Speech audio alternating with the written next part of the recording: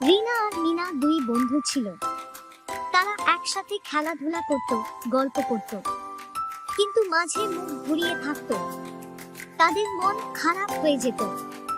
একদিন তাদের দিদিমা তাদের কাছে এসে বললেন, বন্ধুরা ঝগড়া করে না, ঝগড়া হলেও মিটমাট করে নিতে হয়। বন্ধুত্ব খুব মূল্যবান। দিদিমার কথা শুনে রিনা আর মিনার মনে মাঝে তাদের মধ্যে ঝগড়া হতো।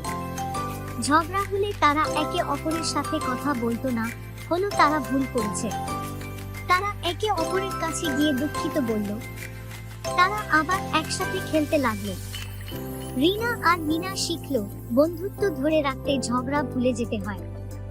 এরকম আরো সুন্দর সুন্দর গল্প পেতে চাইলে এখনই সাবস্ক্রাইব করে বেল আইকন বাটনে ক্লিক করে আমাদের সাথেই থাকুন।